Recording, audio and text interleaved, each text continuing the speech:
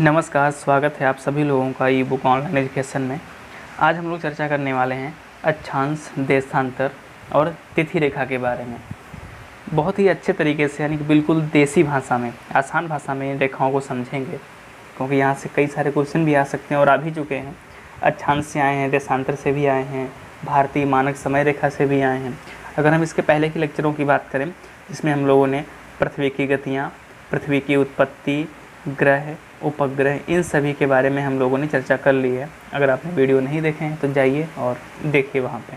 तो सबसे पहला आता है आपका अक्षांश और देशांतर। ठीक है, तो एक हम यहाँ पे ओवरव्यू लेते हैं पहले। तो क्या है, पृथ्वी पर खींची गई काल्पनिक रेखाएं, चाहे वह पूर्व से पश्चिम की ओर हों या फिर उत्तर से दक्षिण की। जैसे मान लीजिए ये ग्लोब है आपका, ठीक है, ये रेखाएँ हो सकती हैं और ये रेखाएं हो सकती हैं। दो टाइप की रेखाएं यहाँ पे खींच सकती हैं। भाई ऐसे तो है नहीं कि ये तिरछा ऐसे खींची जाएंगी। तो केवल जो रेखाएं आपकी हैं वो केवल दो टाइप की हैं। ये ग्लोब है, एक तो इस तरीके से कुछ खींची गई हैं, ठीक है, और दूसरी आपकी इस तरीके से कुछ सर्किल टाइप से खींचे गए हैं। तो इन दोनों रेखाओं को अक्षांश और देशांतर कहा जाता है। इन रेखाओं के प्रयोग से ही किसी जगह की स्थिति का पता लगाया जाता है। अब देखो, आपका एक क्वेश्चन मन में आ रहा होगा कि सर ये इसका मतलब क्या है, मतलब क्यों खींची गई रेखाएं ये। अगर आपने उरी मूवी देखी हो, ठीक है, उरी द सर्जिकल स्ट्राइक, तो उसमें इसका बहुत कई बार जिक्र हुआ है। इसमें क्या होता है कि एग्जैक्ट किसी लोकेशन की स्थिति, यानी कि वो कहाँ पे है, उसको जानने के लिए हम ये आपके लैटिट्यूड और लॉन्गिट्यूड, यानी कि अक्षांश और देशांतर का ही यूज किया जाता है। जैसे कि मान लो कोई गाँव है, जैसे मान लो एक कोई गाँव है, अगर इसकी स्थिति किसी को बतानी है, किसी सेना में इसका मान लो खुफिया लगा हुआ है, भाई एक ही स्थिति बतानी है, तो बताएगा भाई कि किस लेटीट्यूड से किस लेटीट्यूड तक है और किस लॉन्गिट्यूड से किस लॉन्गिट्यूड तक है। बिल्कुल उसके बीच का जो एरिया होगा वही जो है वो डिफाइन कर लिया जाएगा। यानी कि सेनाओं के द्वारा बहुत ही प्रयोग में लाया जाता है। ये सेनाएँ हो गई, साथ में जो आपका साइंटिफिक, यानी कि जो इसरो है, इसरो भी इसको यूज़ करता है। भाई किस लॉन्गिट्यूड पे हमको रॉकेट लॉन्च करना है, किस लेटीट्यूड से इसको गुजारना है। तो इन सब चीज़ों के लिए अक्षांश और देशांतर का यूज़ किया जाता है। तो चलिए बारी बारी समझते हैं। सबसे पहला नंबर आता है अक्षांश का। अब जैसे आप इधर फिगर में देख रहे होंगे, जो चित्र है यहाँ पे कुछ इस तरीके से ये खिंचे हुए होते हैं। अगर अंग्रेजी में याद रखना है तो बिल्कुल टेंशन मत लीजिए। देखो क्या होता है, जो लेटे हुए हैं इनको लेटीट्यूड बोल दिया गया है, यानी कि जिनको पूर्व से पश्चिम की ओर खींचा गया है वो क्या बोल दिए गए, वो लेटीट्यूड, यानी कि अक्षांश रेखाएं बोल दी गई। अब होती क्या है ज़रा समझते हैं ये, ठीक है। भूपृष्ठ पर विषुवत रेखा या भूमध्य रेखा, देखो विषुवत रेखा और भूमध्य रेखा और 0 अंश अक्षांश, ये सभी एक ही नाम है, ठीक है, के उत्तर या दक्षिण में किसी भी बिंदु को पृथ्वी के केंद्र से मापी गई कोणीय दूरी अक्षांश कहलाती है। अब इस लाइन को हम जरा एक ब्लैंक शीट पे समझते हैं अच्छे से, ठीक है।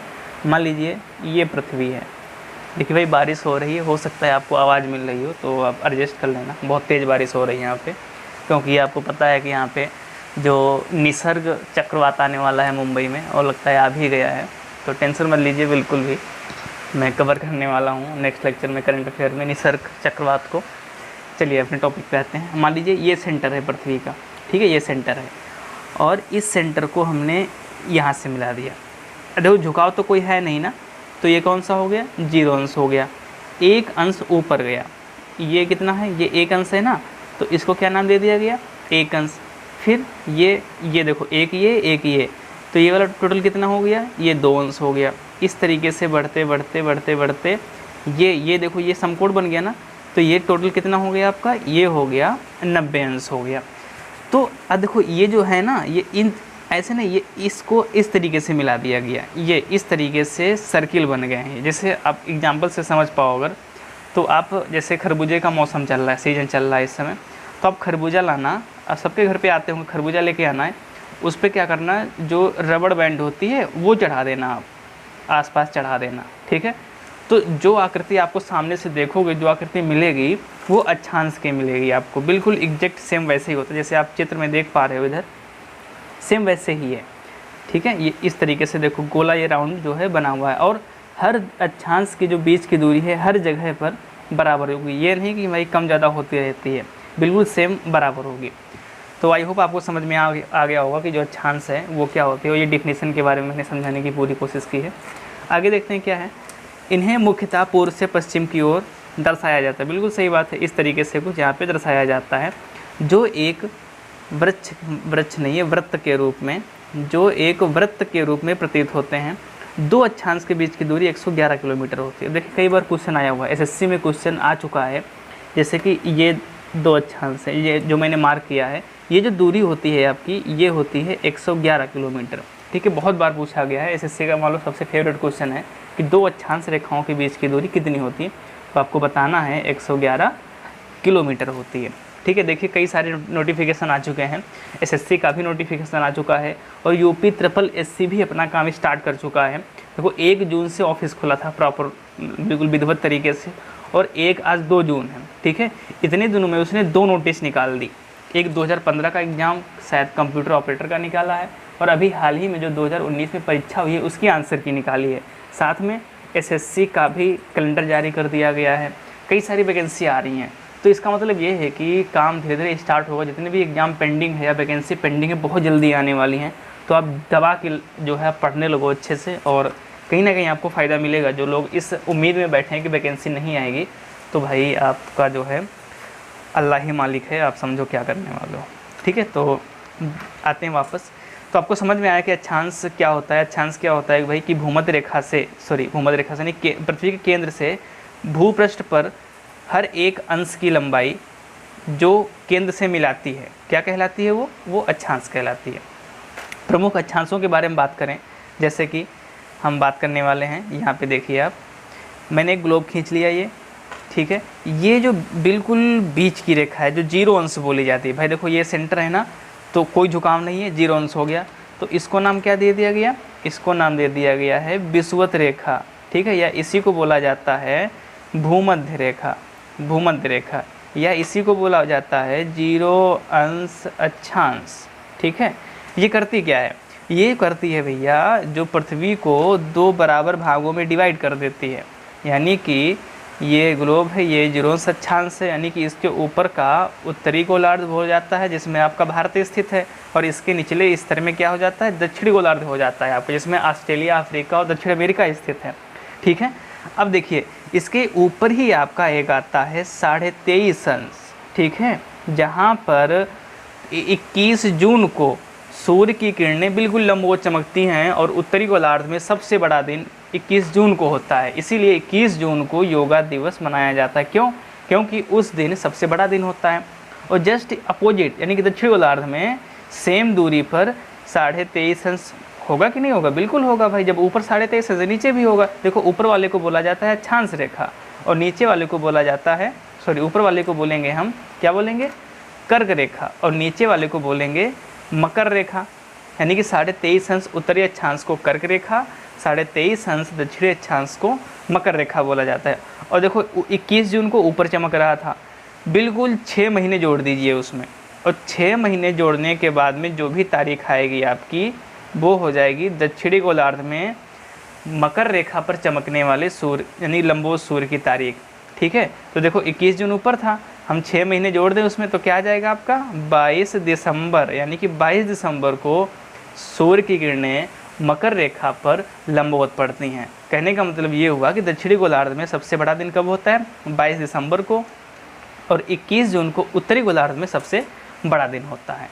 और बहुत ही महत्वपूर्ण क्वेश्चन यहाँ से निकल के आता है 23.5 अंश उत्तरी अक्षांश से, वो क्या निकल के आता है, यानी कि 23.5 अंश की बात करें, जो कर्क रेखा है वो भारत के लगभग बीचों बीच से होके जाती है। भारत आपका लगभग यहाँ पे इस तरीके से पड़ेगा।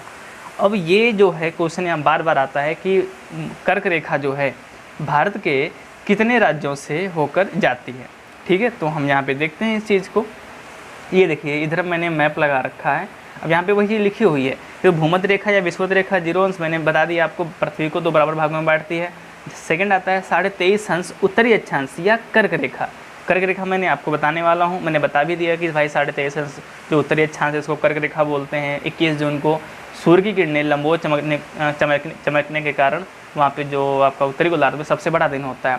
23.5 अंश दक्षिणी अक्षांश या मकर रेखा, ये क्या होता है भाई, दक्षिणी गोलार्ध में 22 दिसंबर को सूर्य की किरणें इसी रेखा पर लंबवत चमकने के कारण सबसे बड़ा दिन होता है। अब देखते हैं कि जो कर्क रेखा है वो भारत के कितने राज्यों से होकर जाती है। तो पहले हम जो आपका ये ग्रे वाला पार्ट है इसको गिन लो, 1 2 3 4 5 6 7 8, जो 8 राज्य ऐसे हैं भारत के, वहाँ से आपकी कर्क रेखा होके जाती है। अब जरा हम देखते हैं कौन कौन से हैं ये, ठीक है, ध्यान से देखना, बहुत इंपॉर्टेंट है। सबसे पहला आता है आपका क्या, गुजरात। दूसरे नंबर पे ये वाला राजस्थान, कभी कभी सीरीज में भी पूछता है तो इसीलिए हम जो आपको कंटिन्यू बता रहे हैं। तीसरा आपका मध्य प्रदेश।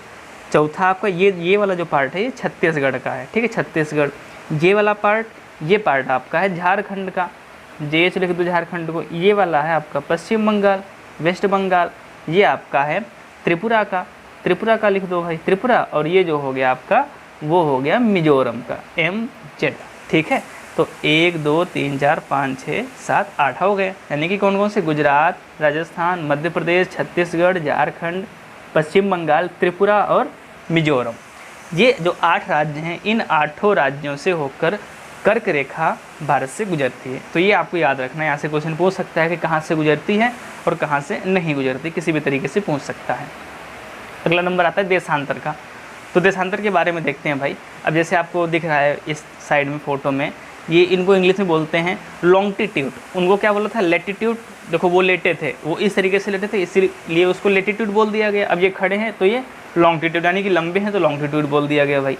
अब देखिए इसकी जो तस्वीर है, कुछ फिर से खरबूजा आप दिमाग में लाओगे, अब की बार जमालू वाला दिमाग में लाओ। जमालू जो सफ़ेद वाला होता है और उसमें हरी हरी लाइनें होती हैं, कुछ इस तरीके से। अगर आपने खाया होगा, बिल्कुल खाया होगा, तो कहीं ना कहीं वही दिख रहा है भाई। इस तरीके से पीस टाइप से कटे होते हैं ये, यानी कि उत्तरी गोलार्ध को दक्षिणी गोलार्ध से मिलाने वाली जो काल्पनिक रेखाएं हैं उनको क्या बोल दिया गया, उनको बोल दिया गया देशांतर रेखाएं। अब देखिए यही चीज़ थोड़ा टेक्निकल टर्म्स में क्या लिखी हुई है, किसी स्थान की कोणीय दूरी जो प्रधान यामोत्तर, प्रधान यामोत्तर का मतलब होता है कि 0 अंश देशांतर या 180 अंश देशांतर, ठीक है, इसके पूर्व में या इसके पश्चिम। तो ये जो आपका 0 अंश या 180 है, दोनों सेम है, 0 या 180, ये इसी को प्रधान यामोत्तर बोला गया है।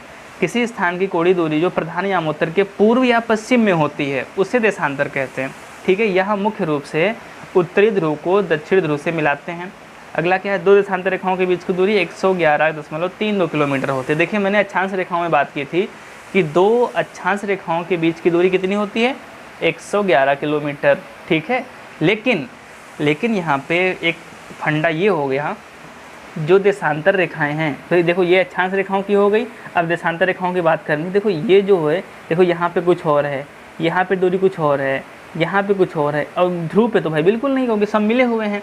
तो इसकी जो दूरी मापी जाती है ये विषुवत रेखा पे मापी जाती है, क्योंकि वहीं पे सर्वाधिक होगी। ये जो मैं डार्क कर रहा हूँ ये विषुवत रेखा है, ठीक है, और यहीं पे ये दूरी माप ली जाती है, और ये दूरी निकल के आती है 111.32 किलोमीटर, ठीक है, यानी कि थोड़ी सी ज़्यादा होती है अक्षांश रेखाओं के बीच की दूरी के मुकाबले, ठीक है।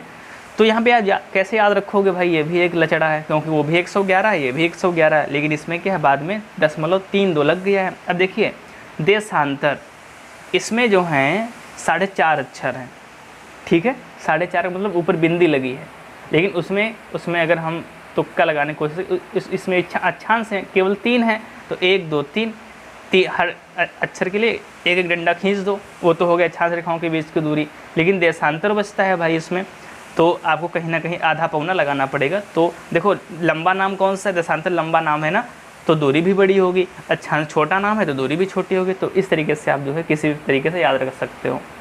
नेक्स्ट आता है, एक अंश देशांतर को दूरी तय करने के लिए पृथ्वी को 4 मिनट का समय लगता है। अब देखिए यहाँ पे बहुत अच्छी, यहाँ पे कई सारे कॉन्सेप्ट निकल के आएंगे। ये जो दूरी है यानी कि 111.32 किलोमीटर की जो दूरी है, इसको ट्रेवल करने में पृथ्वी, या जो यूँ कहें जो सूर्य की किरण है, वो लेती है 4 मिनट का समय, और यहीं पे निकल के आता है पृथ्वी के चक्कर से, यानी 24 घंटे कैसे निकल के आते हैं। तो ज़रा हम देखते हैं। यहाँ पे आपको पता होगा कि जो भारत का जो समय है वो GMT से 5.5 घंटे आगे है, आपका आगे है कि नहीं है। अब पृथ्वी का यहाँ से हमें देखना पड़ेगा कि जो भारत की मानक समय रेखा क्या है, वो आपकी है 82.5 अंश पूर्वी देशांतर, ठीक है, 82.5 पूर्वी देशांतर, क्योंकि हमारा जो भारत है वो उत्तरी गोलार्ध के पूर्वी हिस्से में स्थित है। तो यहाँ पे देखते हैं किस तरीके से 5.5 घंटे आया है। तो 82.5 यानी कि पहले हम 82 को ले लेते हैं, तब एक देशांतर को पार करने में 4 मिनट का समय, अब 82 को पार करने में मल्टीप्लाई कर दो, 4 दूनी 8, 4 8 32, 328 आया। अब बचा आधांश, जब 1 को 4 तो आधे को कितना, आधे को आएगा 2, तो 2 और ऐड कर दो इसमें, तो कितना हो जाता है 330 मिनट हो गया ये। अब 330 मिनट का मतलब कितना, 60 से डिवाइड करो इसको, तो कितना आएगा 5 घंटे 30 मिनट, यानी कि 5.5 घंटे देखो आ गया। इसीलिए जो जीरो आपका GMT है, यानी कि प्रधान यामोत्तर रेखा है, उससे जो भारत का समय हमेशा 5.5 घंटे आगे रहता है। तो उम्मीद है आपको समझ में आया होगा कि ये किस तरीके से 5.5 घंटे आगे होता है। जो हमारे 4 मिनट का खेल है ये, वही पूरा का पूरा खेल जाता है ये 5.5 घंटे में। आप किसी से भी देश का निकाल सकते हो, आपको पता हो कि उस देश का प्रधान यामोत्तर क्या है, यानी कि उस देश की मानक समय रेखा क्या है, जहाँ से उसका समय निर्धारित होता है, तो तुरंत क्या करना, तो 4 का मल्टीप्लाई करना और देख लेना कि वो जो है GMT से कितना आगे है, आपको तुरंत मिल जाएगा, ठीक है। अब देखते हैं तिथि रेखा। तिथि रेखा आप इधर मैप में देख रहे हो कि टेढ़ी मेढ़ी है ये। अब टेढ़ी मेढ़ी होने का रीजन बहुत बड़ा इसका है। अब रीजन क्या है, अब पहले हम रीजन समझते हैं, बाद में उसको हम डिफिनीशन पे जाते हैं। अब मान लो ये रेखा कुछ इस तरीके से खींची जाती है, यहाँ पे देख रहे हो कई सारे द्वीप हैं, बहुत लाखों हज़ारों में यहाँ पे द्वीप हैं। अब मान लो ये सीधी रेखा खींची गई ना, अब ये जो पार्ट है ये अलास्का का पार्ट है। अब अलास्का के बीचों बीच से निकल रही है ये। भाई जब अलास्का के बीचों बीच से निकली है तो इसका मतलब ये हुआ कि अलास्का के इधर वाले पार्ट में समय अलग होगा और इधर वाले पार्ट में समय अलग होगा, या तिथि अलग भी हो सकती है। यहाँ पे मान लो 1 जून है और यहाँ पे 2 जून हो सकती है।